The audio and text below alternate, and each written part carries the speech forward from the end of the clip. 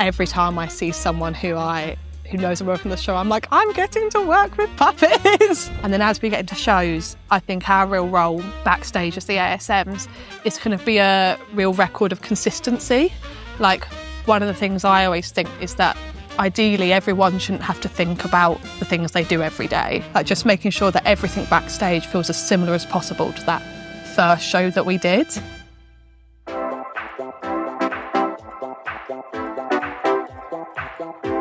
Hello and welcome to the Bridge Theatre podcast with me, Pauline Fallowell. In this special series, we're stepping into the woods to explore the Bridge Theatre's production of Stephen Sondheim's epic musical. I'll be heading behind the scenes to meet the people who make the magic happen, because every role has a story. And sometimes, to find it, you have to step off the path. This week, I'm joined by Into the Woods Assistant Stage Manager, Coral Nelson. Into the Woods is a living, breathing machine of moving parts, with a backstage team of more than 20 people working in sync to keep the show running 8 times a week. So, as a quick introduction, well, yes. I say quick, it probably won't be a quick introduction. Could you say who you are and what you do? What's your role here for the Bridge Into the Woods? Yeah, absolutely. So my name's Coral and I'm one of the assistant stage managers for the production. There's 6 of us in the stage management team: the company manager, the stage manager, the DSM, deputy stage manager, and then 3 ASMs, which I'm one of the cohort of. So yeah, that's how I am at the Bridge for Into the Woods. Wow, that is, that's such a big team. You don't ever think there's going to be that many people. Could you just do a very brief, what does an ASM do? Is that, what is your kind of role within that stage management team? Yeah, absolutely. So the ASMs, as part of the stage management team, we kind of look after the day-to-day running of the show. Mm-hmm. Whether that's in rehearsals, we create the mark out for the set, which is basically a tape version of the set on the floor. We look after all the props in rehearsals. We do a lot of the communication between different departments and the cast. And then in rehearsals and shows, we look after the wings and we kind of oversee all the health and safety and technical elements of the show. And the wings are the side bits, basically, where people come on and off. Yeah. The hidden entrances on stage. Yeah. Is that any entrance? So if they were coming through a trapdoor? No, the wings are probably stage left and stage right. Yeah. And then we do have a sub-stage on this production. Oh, so we do have an under the floor element. But we oversee all those elements and kind of make sure that cast, crew, wardrobe, wigs all feel safe and happy and know what they're doing in the wings every show. So yeah, that's kind of what we do. You've made that sound very simple, and I'm sure it's not as simple as you made it sound. Surprisingly hard to explain what we do. It just changes every job. Where did you first start in your theatre journey? Where was your first spark with theatre? Yeah, I think it's really interesting. I've been trying to think of this, and I don't really have like one specific moment that was like, oh my God, this is what I'm going to do. It was more, I was very lucky that I came from a family who, while they were mainly made up of like bus drivers and engineers, they just loved going to see the theatre. So we were taken to see pantomime every year. I also went to quite a run-of-the-mill state school in Essex, who for every school trip, we just got taken to the theatre. If it was history in year 7, we saw War Horse. If it was English in year 8, we saw an Agatha Christie. So I just got to see loads of shows all the time. I mean, that should be the syllabus. Yeah, if absolutely. It's a history, go see War Horse. If it's I love that. Absolutely. So I kind of went there, and every time I was in the audience, I was like, this is the best thing ever. I was like, I don't want to leave. I don't want to get out of my seat. I'm just having so much fun. But I only really knew about the on-stage roles at that time. I kind of assumed that if you wanted to be in theatre, you had to be an actor. And was that something you ever dabbled with? Yeah, I did like dance classes as a teenager. I did acting club. I was very confident kind of from a young age. So it was a natural place to put me in, was somewhere that you had a lot of kind of focused time and spending time with other people. But I didn't really like the performance element of it. I felt always a bit watched when I was on stage, and I was always just quite nosy and curious about what everyone else who was managing the show was doing when they went home. Yeah. I was quite curious about how they came up with the plan of how the show would work and how they knew what would we be wearing and who would say what. I just found all the elements of the show so much more interesting. And those were always adult jobs, weren't they? Yeah, it was. You were always like, what are the adults doing? It was absolutely the adult jobs. And I think I probably as a teenager, I probably fancied myself as a bit of an adult already. So I probably wanted to kind of be one of those people that got to make those decisions and kind of have a bit of a role in deciding how things would work. So yeah, I moved to sixth forms when I was 16, partly to take music and drama A-level, because I knew I wanted to do theatre, but I still didn't know how or what, and I was kind of in a bit of a limbo. And it was there that school really luckily had like a fantastic theatre department, and they really valued the arts as equal to maths and science and sport. So they would bring outside professionals in to do the lighting design and to give us extra staging. And there was a teacher there who was like, well, if you're a bit interested and you don't know what to do yet, why don't you help with them? And that kind of just opened up a whole set of doors for me and a whole set of curiosity. What an amazing experience to absolutely. have already. And did you try them all out? Did you try every element? Yeah, I think I did. I was also really lucky that there was a theatre company called Red Rose Chain, and they did something called Theatre in the Forest every year that we would go to as teenagers with my parents. And one year, as being quite a confident 16-year-old, I asked if I could have a backstage tour. And they were like, yeah, absolutely. And they also invited me to like come and do some days with them, just helping out. And with them, I put wallpaper up on set, and I cut out lighting gels, and I operated sound cues, and I kind of just got to like help everywhere, whether that was in the bar or doing the washing up or if you're making last minute props. I kind of found that side was where I kind of developed so much more and kind of found what I was good at. So yeah, I kind of did everything before I learned exactly what stage management was, and that could be a role and a job. Doesn't it show if you don't ask, you don't get? Oh my God, absolutely. I love that you were like, can I have this? And actually, theatre companies like that are so open. I think they always assume people just want to be on stage, actually. And quite often they want people to come and do those jobs. Yeah, absolutely. I think so much in theatre, it's about someone older and wiser giving you a chance to learn and develop. So I always like the feeling that I think we're quite a community-based workplace, and so if there's people who are keen and interested, it's always worth giving them those opportunities. So yeah, good. I feel very lucky in that sense that I had people kind of rooting for me. From being at sixth form, do you have to go and study, or did you go straight into kind of workplace to find those skills or keep honing those skills? Yeah, no, I decided to go to drama school. I knew I wanted to go to drama school. I wanted to kind of have 3 years to make as many mistakes as possible.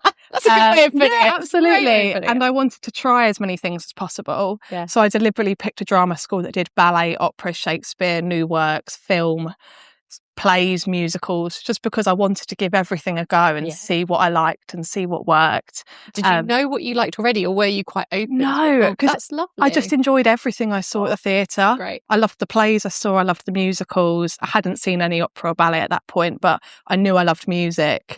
And so I just wanted to kind of give everything a crack and see what made me feel really good. And so I felt very lucky kind of going to drama school and doing that pathway. And was the drama school, was it in stage management, or was it in acting? Was it in everything? It was so I did a course called Production and Technology Management. I did it up in Scotland at the Royal Conservatoire of Scotland, where you spend your first year doing lights, sound, automation, stage management. And then for years 2 and 3, you specialise in purely stage management, if that's your avenue. Brilliant. I'm very fortunate that my younger sister is also in the industry and has gone to the same course, but they've specialised in a different pathway. I was in uni first year when COVID happened, so I had a slightly different degree maybe to what people expected, but I still had like such a worthwhile experience and got so many knowledge and opportunities from going to the drama school and just making mistakes for 3 years, basically, and meeting people and learning from them. That's amazing. And so you had that journey of then realising that third year was stage management, and that was it. Was there something that really drew you to that? Was there a moment where you went, yeah, no, this is me? I don't know. I think, in honesty, I think it was more like I didn't know what role I wanted. And then suddenly, if I was like, oh, if I could create this perfect role, I'll be doing this, this, this, and this. And then it just happened, stage management was that thing. I think probably when I was 17, I did a production of Legally Blonde at school, and we had a bit of staff turnover, and so it was up to us as students to maybe be a bit more proactive if we wanted to kind of keep the technical aspects within a student environment. And I think if I'm given an opportunity, I kind of just run with it at full speed. And so I got to kind of have the opportunity to kind of like organise a lot more of the backstage elements and the props and the lighting and the sound and do all the paperwork. Wow. And I just realised that I was happy to go I wanted to spend all my free time doing that. And then I was really lucky that when I went to uni, suddenly that became my full-time experience. But yeah, I think it's probably the people side that led me to do stage management primarily. Yeah. Kind of the interaction, the communication was the bit I felt most confident and I got the most reward from. So yeah, I think I was quite lucky that I knew quite early on that this was the path for me. That is, it is amazing. Not everyone sort of comes out and goes, this is it. Yeah. So fresh out of drama school. Yeah. What did you do next? Where do you go in the world? How do you navigate it? Do they help you find jobs? Do you have to just go off solo and work your way? I think when you're in drama school, when I was in drama school, I was really lucky that I had a lecturer who kind of pushed me to kind of find what I wanted and go and ask for it. So I was really lucky that when I was there, I did several placements. I did placements with an opera company, with a ballet company, with a musical. And so then when I left, I kind of knew that the next step of work would be going out and continuing to ask for it and put myself forward. So I kind of came to London for a 6-week job that I was lucky enough to secure while I was at uni. Wow. And then just decided I was going to apply for everything that I thought I might have a chance of being able to do. And so just every day I sent out a CV and a cover letter to a role that I thought I could do that. And then I was really lucky that within that 6 weeks, I secured a year-long contract on a musical, not as a stage manager, not as an ASM. I joined as a tech swing, which is essentially a role that means you go in and you learn multiple other people's jobs, and then a bit like a swing backstage, you turn up, whoever's called in sick backstage, you be them for the day. So I did that for just under a year and a half on a big West End musical, across flies, crew and automation. Flies is the scenery that comes from above, that is on rope, that flies in and out. So you're literally pulling it up and down. Pulling a rope up and down. And then automation, which is scenery on winches and mechanical wires, and crew, which is pushing the scenery on and off. So I spent a year and a half doing that and just learning about teamwork and how big shows work. And then from there, kind of many doors really fortunately opened for me. But yeah, once again, it was just being like, I don't know how to do it right now, but I could probably learn. And someone saw that and took me on board with it. So which was great. And is there a kind of stepping stone to these roles? Is there a kind of hierarchy if you start here and then you go up, or is it there's sort of many avenues to get into the stage management team? Yeah. Technical swing sounds like a great way because you're learning loads of different things. Or do they tend to go, well, you need this level of experience? Or yeah, I think it's really interesting. It really depends on I think what suits you as an individual. And this is me saying it as someone who's only been in the industry for 3 years. So I still have quite an early knowledge of this.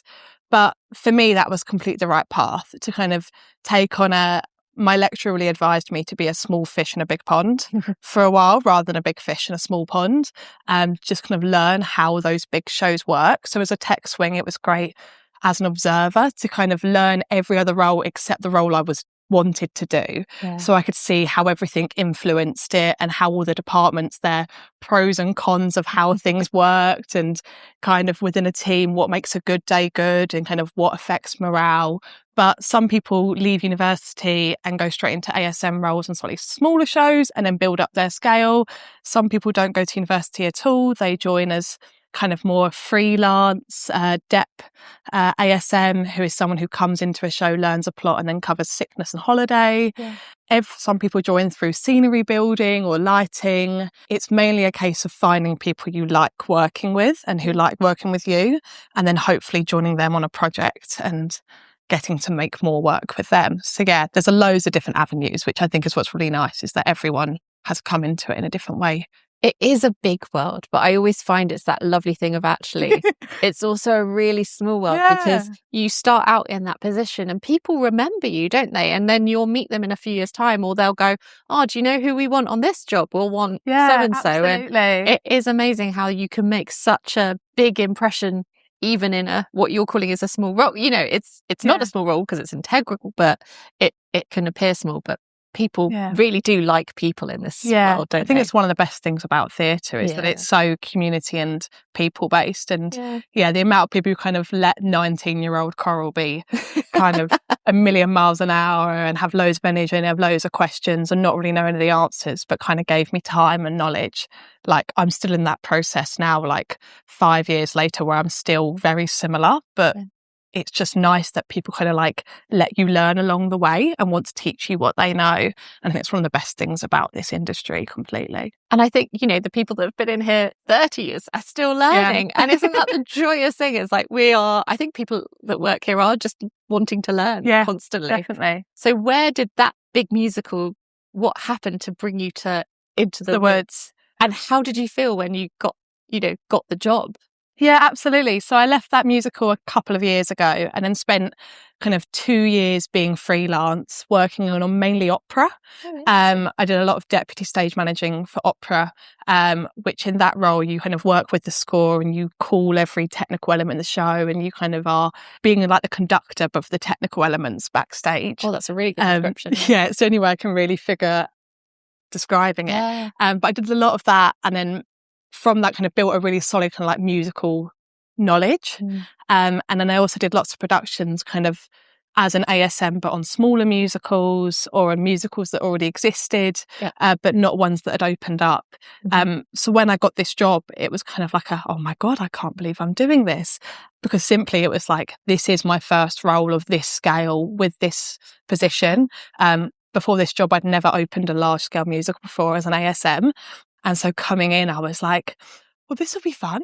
And, and like, I suppose, I was just excited to kind of use everything I'd learned in the opera world and in my technical knowledge and my automation experience, and bringing that into this show and becoming part of this team who did have a lot of knowledge and experience around them, and getting to work with them and kind of absorb the process and see how it worked and see what the differences were. And so I was just really excited to kind of see what would come from the production. We didn't know much about how the show would look or how it worked until the first day of rehearsals. When do you start in relation to the first day of rehearsals? The first day of rehearsals. Is it literally that's your first day? Yeah, we came like a couple of days beforehand to do things like buy tea for the rehearsal room, or make sure that there's enough printed versions of the script, or to kind of understand the show a bit more. But the first day that we meet everyone and we kind of see the job that we're walking into is the first day of rehearsals. Wow. Which is like massively exciting, and first day of school energy, and it's just electric that first day because there's so many of you there from every different department of the show. Wow. So yeah, that was what it was. And did you know Into the Woods as a musical before you came to the job? Did you have any relationship with it? I knew it lightly. I'd seen the film years ago, and I'd heard the music probably in the car growing up at times, but I didn't know it specifically well. But I think from an opera background, I was really excited to be in the room with the music because Sondheim is so complicated and so emotional with his music. I was really excited to just be sat in the room and hear it. Yeah, that's But yeah, a lot of my learning of the show was done as we went along, learning who these characters were, what they wanted, what their props were, showing what rooms they were in, what scenes they were in. And I really enjoy kind of learning the show in depth as we go through rehearsals. Yeah, I find it one of the really special elements. Yeah, probably nicer than coming with too many preconceptions, actually, because then you can journey with the show and with everybody else, actually. Yeah, just seeing every production as a blank slate and seeing what kind of comes out of rehearsals, I find really exciting. It's really interesting that you have done opera and having a musical before. Was there anything on this show specifically that was different to those shows? And it sounds like every show you do is different, but is there any more specific things to Into the Woods that are different to any other shows? Yeah, there's been a lot different. And I'm really excited to kind of talk about this bit. One thing about this show that I hadn't worked with before was a props supervisor or a props team. Interesting. A lot of shows as the ASM, you're often the one finding the props, buying the props, making the props, begging for the props from various people. And so it was really unusual for me to come into a room and have kind of a whole cohort of workers whose jobs were to kind of create the props for the world that we were making. And that kind of requires a whole level of communication that I hadn't done before. For example, telling the prop supervisors what is and what isn't working in the room, telling silly little things like, are the performers left-handed, right-handed, how do they like to use things, are they allergic to certain things, like just having that communication back and forth. But from that, what we've got on this show is a really intricate set of props. Yeah. When you watch the show, you would never guess that you probably wouldn't think there were that many props, but so many of our props in this show have like duplicates or 3 versions or 4 versions of them. For example, our hair that Rapunzel wears, we have 4 different versions of her hair that we swap in and out of the show, which as an audience member, you probably wouldn't realise we were doing that, but kind of working that out through rehearsals and kind of creating that storyline of just Rapunzel's hair. Is it because they need to do different things or be attached to different things at different times, and you need it to be able to easily do something, whereas if it was doing something else, totally. So our first set of hair has to be able to be climbed. Yeah. Our second set of hair has to be able to torn in half. Wow. Our third set of hair has to be able to be like ripped from her wig. Yes. And our fourth set of hair has to be eaten by a cow. So everything really has its unique purpose. But watching it, I speak to people who come and see, and they have no idea that we've done all these different versions of props, and that's one example, and so many of our props have multiples or duplicates. The bread, I've heard something about bread as well, like some of the bread has to be switched out. We've got bread that is eaten versus bread that isn't, but we've also got multiple Little Red Hoods and Cinderella shoes that have to do different things throughout the show, so that's been really fun. And then the other thing that I got to learn in this show, which I'd never done before, was the puppetry, which is every time I see someone who knows I'm working the show, I'm like, I'm getting to work with puppets. And that's just been tremendous fun. Wow. Kind of learning how to operate them, but also how to look after them and how to kind of create these puppets that are used on stage has been such an interesting process to be part of. And the puppets are, am I right in saying, the birds, Milky White?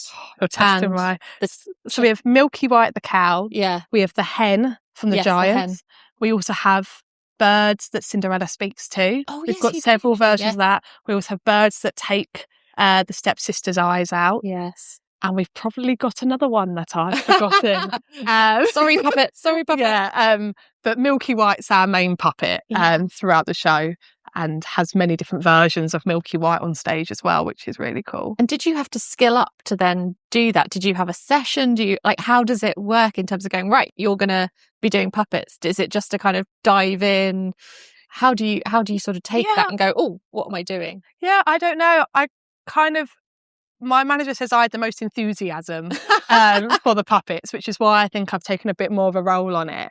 But in terms of, there's 2 moments in the show where I'm hidden in the scenery and I'm being the puppets and I make them come alive, which I share with the other ASMs now, but I was kind of the person they built those 2 moments on. And that was a session in this foyer with a chair as our bit of scenery, and me, Tom, the designer, and Laura, who worked with our puppets, kind of deciding how would we make the cow look like it's come alive by itself, and what would the cow do if it realised it didn't need a person to operate it. And it was just an hour spent kind of in this foyer between rehearsals, kind of coming up with this moment of only like 30 seconds, but where the cow kind of has its own moment of being like, I'm a character too. And getting to have its moment in the show. It's just it's going back to being a child again and playing, really isn't it? And it's one of those moments where I knew I didn't want to act as a kid. I never wanted to be an actor. I didn't like being watched, but I really do love operating the puppets, because once again, I'm hidden. No one knows I'm there. My friends and family come to the show and they don't know it's me. They do now. But it's really fun. Any other job previous, if someone said, oh, you get to work with the puppets, I don't think I would have imagined it would have been like actually his in a bush making something move. I thought it would have been more like making sure they're like tidy and looking after any repairs and kind of maybe handing them to actors rather than actually getting to do it yourself. Which is really nice as an ASM, is you never know kind of what you're going to end up doing until you kind of get into the theatre and then going, right, this is going to be you now. And you go, okay, yeah, sure, that sounds fun, and running with it. And you still have to do the looking after them as well. Yeah, definitely. I think I've become a bit of a double act backstage where Milky White has a whole plot backstage where there's moments where we change things that go on inside of her, and we alter bits of how she's attached, or we we swap bits of her outside out her to make her look different in different scenes and then allow her to do the things that Jordan and Tom wanted her to do on stage. Yeah. So we have a lovely little chart in the wing that says what we do every time she comes off stage. She's a puppet, she gets used.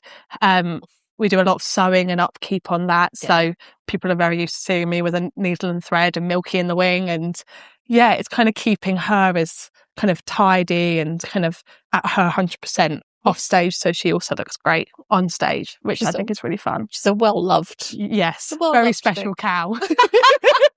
Oh, yes, that's going to be your thing. I mean, you need to keep her, I feel. You need to smuggle her out mini afterwards. Milky, that's all I want, is like a mini Milky to take home at the end. You're like, at the end of this, that is what I want. That must be my leaving present. I'm sure, could you ask the puppetry I absolutely team? Cannot keep Milky, but if I could have a photo, I'd be very happy. That puppet's become very special somehow in this production. What a wonderful, as you say, what a wonderful thing to add to the CV. And it sounds like every job you can add just another thing. Yeah, absolutely. I'm sure helpful. Definitely. I love that you say your first day is in rehearsal, and the rehearsals are very much that kind of organising and getting things. So there is a shift, and is there sort of stages of the job? Is there very different also in tech when you're coming into the theatre and how that works? And then is there a different shift when you're then running and in performance? And do you have a favourite bit? How does it change and how does it feel as you're going through those changes? Yeah, absolutely. It's one of the nice things about doing a process from start to finish is your role really does change. Yeah. So in rehearsals, we're doing a lot of information gathering and a lot of information passing on. We're also doing a lot of just setting up scenes ready for the day. The props you use aren't always the real props that will be in the show. So it's a lot of please imagine this is an ear of corn, or please imagine this is it. And then by the time you get to tech, you're there's so many more people in the space you're working with. So suddenly in the rehearsal room where you might be helping with a quick change or you might be setting a bit of set on stage, suddenly you've got a team of 5 crew who you've got to talk to and kind of speak to them and make sure that the actor feels safe while they move the piece of set they're standing on. Or you might talk to wardrobe and wham, which is wigs, and making sure that they know where and when their quick change can happen with the actor. And it's kind of that early communication being built up upon. Yeah. And in it's tech, a handover, isn't it? Yeah, it really is a handover. And it's there's so much collaboration that goes on at that point where suddenly you're in tech and it's a lot of trial and error. Yeah. Where suddenly everyone's trying to find the best way of doing things or the quickest way of doing things.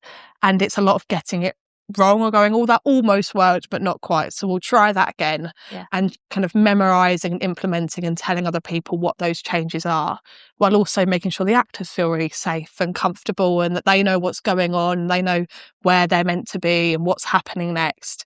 And then as we get into shows, I think our real role backstage as the ASMs is kind of be a real record of consistency. One of the things I always think is that ideally everyone shouldn't have to think about the things they do every day. So the actors should be able to walk on and say their lines and not worry about if their prop's going to be set a different way, or not worry about if suddenly the area they do their quick changes, the lighting isn't there that they normally have. Just making sure that everything backstage feels as similar as possible to that first show that we did. Yeah. So often we're kind of the ones that are keeping that consistency going by being kind of eyes and ears and noticing things if they're changing or if they're not working anymore, trying to find out why they're not working and if we need to find a better solution. And then, just turning up every day. And if a cover's on, one of our understudies, making sure that they don't feel like there's anything new or surprising backstage. So it's a real element of consistency that we're producing backstage and making that feel as kind of as secure and solid as the show is on stage, kind of making sure that's also replicated in the wings. And you report it to the wider team as well. So that if there are issues, then you feed back, don't you? And then, if someone needs to come from the creative team to come and fix something, they can step in if necessary, if it can't be resolved within your team. I always love reading because every day we get sent a show report. And it is fascinating to read. It's really interesting. As you say, it is just a note of things that are different. And it is quite helpful because there will be things that people go, oh, actually, can we, you can see you guys always saying, can we make this better? Yeah. It's, we're letting people know because that shouldn't have happened. It's noted. it won't happen Or again. it worked in tech, but now it's not quite working now. Or like this worked in tech, but we think we found a better way of doing it now. And that's what's nice kind of about this like early, like I can't believe we're only on like show 52 or 53. But even now we're still like going, oh, well, actually, if we did it this way, that would make someone's life slightly easier, or we could get that done a bit quicker or a bit smoother. And so it's the nice thing about doing theatre is that it's continuously moulding around what we're creating. So yeah, and from now until May, that will be my job, is turning up every day and kind of keeping the wings as kind of calm and consistent and kind of a good working environment as possible for everyone. That's so good. Yeah. And how do you find the shift? Because it must be really interesting that you do sort of 6-7 weeks in rehearsals and tech of pretty much full grueling days. Like you start, 10, and then usually it's like 10 till 6 or something rehearsals, and tech is 10 every hour. 10, probably later. But then suddenly you're in running, and then it's what sort of time period do you do? And do you suddenly go, oh, I've got loads of time, what do I do? Yeah, it's really odd. We're in cover rehearsals right now where we're teaching our understudies. So we've got a few more rehearsals in the daytime before we do the show in the evening. But a normal show call week will be kind of come in at 5:30, put all the props back into the places they're meant to be, get the show ready for the night, finish at 10:30. On a matinee, we come in at midday. So suddenly you've got kind of 4 days a week, Monday, Tuesdays, Wednesdays, Fridays, where you don't start work till 5:30. So that is a really odd kind of routine to flip yourself back into after doing rehearsals. And I keep saying to my friends, I can't remember what I did in my daytimes, but I'm slowly relearning and kind of going, oh yeah, that's what I like doing when I'm not at work, and that's what I like doing before I come, and this is how I feel kind of rested and ready to do a show. So do you use it as downtime? Do you use it as kind of like, this is my time? I'm probably the world's worst person for downtime. I feel like I'm constantly doing something or going somewhere or working on kind of another project, and so yeah, sometimes it's downtime. But normally it's like, right, let's go out and do something. And do you find it hard to socialise with your friends? Because you are doing evenings and weekends. I mean, at least this show is not a Sunday show, so you do get Sundays. Is it weird? Is it like your friends will be like, can you come out? And you're like, oh, I can't, not today. I don't think for me personally, no, because I think also because I was kind of 2021 when I moved to London and started working. I'm so lucky that a large proportion of my friends and community in London are theatre people. So suddenly when you're like, let's go for a drink, does 10:30 work? They're like, absolutely. Or suddenly everyone is like, oh, let's have a birthday, but on a Sunday. So it is a bit odd, but I really like having my daytimes free, and I really like that the friends, you can meet up at those times. You can, or if not, it's a really nice, calm way to start the day. It's a good time to go to galleries or places that are really busy. I bet you're like, supermarkets. Like all of that is really nice. But I'm really lucky that kind of a lot of my friends is in the world of theatre, so actually they're on the same schedule as you. And while there's might be the occasional thing you miss in your outside life, you've got so much time to give to your friends otherwise when you can't go to those occasions. Because there are 3 of you. Do you get holidays like everyone else? Do you get to have time off? Or is it like, nope, you're doing a show, this is your contract, go? It depends production to production. So this show where it's slightly longer running, we only need 2 ASMs backstage each night, and we cover other people in our team. So the other 2 ASMs, they can cover the deputy stage manager, and then she can cover the stage manager, and so forth. So it means we get about 1 show a week where we can be out the building but on call, which means that we can kind of have an evening either to ourselves or with our friends. But if we're required, or if someone phones in sick, we come in. But otherwise, that 1 evening a week really does make a massive difference. If we're on a slightly different show, that might not exist. Sometimes it is like, this is my life from now until then. But sometimes each show kind of has its own benefits. I did a show last year that was aimed more at school-age children. So we had a Wednesday matinee and a no show in the evening. So we've got that evening off. Or in opera, you do a show every other day. So I'd do a show on Monday, Wednesday and Friday, and then get Tuesday, Thursday off. So every show you kind of find the way to kind of have that work-life balance. And in honesty, coming into this job, like it is a job, but I just feel like I'm having fun. So like it never feels like a chore to come in and do a show. I'm with people that I like and respect and want to spend time with. So it's a joy to come in. And then my days off are more like, I get to think that isn't theatre or something, a bit else. But I find the work-life balance fairly manageable to kind of find. which is good. It's amazing. It's quite a personal question, but Okay. do you have like aspirations? Do you want to keep being an ASM? Do you want to keep growing within that stage management team? And is it a hierarchy? Is it as a kind of start as an ASM, then you go to deputy, then you go to stage manager? Is that a kind of way it works up usually? I think it depends kind of which avenue you want to go down. Oh, interesting. The deputy stage manager role and the stage manager role are quite equal in terms of responsibility. Yeah.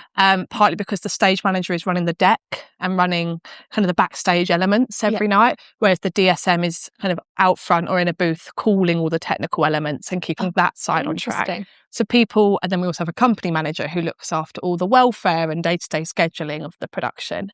And kind of as an ASM, you kind of get to learn about those three. You can be a book cover where you kind of cover the deputy stage manager. So you tell everyone, cue this, cue that, go, do this. I love watching those videos the standbys and the goes. Yeah. Or if you want to be a stage manager, you can kind of learn more about that pathway. I'm still fairly new to this world, so I find that I think for a long time I was like, I want to be a DSM, and then kind of over the last year I've been like, oh, maybe I want to be a stage or company manager. But I kind of find that one of the nice things is that I'm only 24 and I want to be an ASM for as long as possible. Great. Kind of, I think there's no rush to get anywhere in the industry. Yeah. And so I kind of want to just keep trying things. And while I do have like massive bucket list items or shows or places to work, I'm like, oh, well, I got here a lot earlier than I was expecting. So I'm excited to kind of see what happens next. But I definitely do have things in my head that I'm like, oh, one day I'd love to do that. Or one day I'd love to do that. Or like, oh yeah, that's absolutely a life goal. So yeah. Do you have bucket lists? Is it like venues or productions or a bit of both? I think it's a bit of both. Yeah. I'm quite keen to I love theatre, but I also love working outdoors. I've done a lot of outdoor opera, and I also, before working in theatre, I used to teach rock climbing and archery, really bizarrely. Oh, cool. So I love being outdoors. So I'd love to work in things that maybe are more like arena-based or kind of theatre, sporting, ceremony-based eventually. Wow. That would be very cool. That would kind of be like the big goal, I think. But there's so many different pathways to get there that I'm kind of like just enjoying the process of kind of doing every show that comes up in front of me. Oh, it's such a great ethos to be. It's so good. It's so good. I mean, I know as you say, we're not very far into this journey of the actual show, but sort of looking at everything you've done to date in this show, is there anything, if you did it again, you change in the way that this has been set up and run? Is there anything you're like, oh, actually, we could have done that differently? But I suppose that is part of your job anyway. I don't know. I had a real think of this, and every time I think, oh, what would I change? I'm like, I don't think I would. Like, I'm always like, I can always ask more questions. And like, I'm always grateful every time that you're sat for like 5 minutes with someone who's got 30 years more experience than you. And you're kind of just like, you can ask, oh, so what have you found about this job? Or like, what have you found interesting? Or like, how did you get into this? And I think I've been really lucky so far that I've had those conversations with people. And looking back on the process, I think because I was just like absorbing it all as we went along, I'm just looking forward to maybe doing it again at some point and then using knowledge from this. And maybe at that point, I'll be like, oh, maybe I'd do that differently and I'd maybe change that. But right now, it's very much like clean slate and seeing what works. What doesn't. What's the like best tip you've learned from someone as you've been? Oh, I don't know. What's the best tip? Sorry, that's probably like. I don't know. I think probably just like teamwork is always the biggest thing I've learned. I think this is my first show I've done where there's like 3 ASMs. Yeah. And actually learning that I think if you come from small productions where maybe it's just you on the show, you're used to kind of trying to get everywhere and trying to do everything, and actually learning that you're part of a team and you might have certain strengths and you might have certain weaknesses, kind of liaising with the people around you and kind of, sharing the load together, I think has been a massive thing I've learned, and kind of advocating for what you're good at, but also advocating for maybe what you're not as good at, and kind of letting other people take the lead on that and then learning from them along the way. So that's probably what I've taken from this. It must be so nice to have that team, because otherwise I bet it's really, well, not lonely, but it is that sort of more pressure and more in your own head, and actually to have other people to share it with. Yeah. And it sounds like this has been such a collaboration, this it whole really thing. Has, in terms of how everybody has been working with everybody. So it really is. It's so joyous. Yeah. I mean, I know you've said that you are very fresh to this. And it sounds like, as you say, from 17, you kind of had an idea where you were going. But I mean, if you didn't have that amazing sixth form college and you kind of were like, oh, no, I just don't want to act. I'm not going to do this. Where do you think you'd be if you hadn't had that opportunity, if you hadn't had those great touch points? Yeah, I don't know. This was another really interesting one to think about. I was trying to think kind of outside of theatre and events because all my friends joke like, oh, you would have been a wedding planner or you would have gone to events or, but I was trying to think like outside of that, community is a massive part of my life. Yeah. I grew up in a family who really emphasised on volunteering and kind of scouts and looking out for each other. And I've kind of got a family that kind of works in those realms. And I think in honesty, like being at places like Red Rose Chain as a teenager where teenagers could wander in and put a pizza in the oven and kind of play football outside and work with kind of youth groups and adult groups. I think I probably would have naturally veered toward that sector, like community spaces and places where there is kind of that natural element of organisation and planning and creating groups and hubs and collectives. It's so similar to how we talk to each other in theatre that I think I probably would have wanted to find that space in whatever work I would have done. I love that as a tip as well, like coming into London, because London is daunting. It really is, it's huge. And, you know, I've lived here for more than half my life now, but it is that weird thing of if you don't have people you already know here, to like start doing that thing of being like, can you be my friend? I want to do this with you. Yeah, like, that's absolutely. a lovely like way of just getting into that as a community. Yeah, and I'm only from Essex, so like London isn't that far from where I grew up, but yet moving to Scotland and then moving to London, like London just feels like this never-ending city. So just finding one group of people of like, you're all right, let's go to the pub, or I'll give you a hand with this, or even being like, I moved to London on Monday and I don't know where I should, if you're in, where's the best place to buy this thing, or who I should call to fix my washing machine. Like just having people you can ask like makes such a difference. And one of the nice things about theatre is that level of community exists there as well, where we're constantly looking out for each other.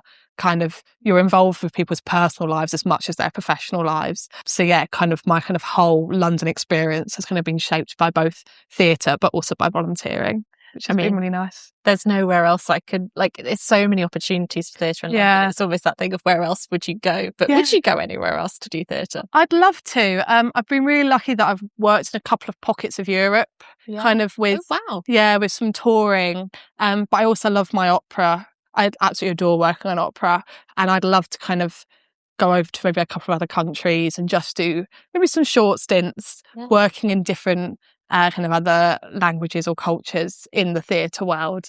But I think I'm very much like, I think my home is London now, even though that definitely wasn't my original plan when I was like 18 or 20 to kind of make London my place. I couldn't imagine kind of moving somewhere else at the moment.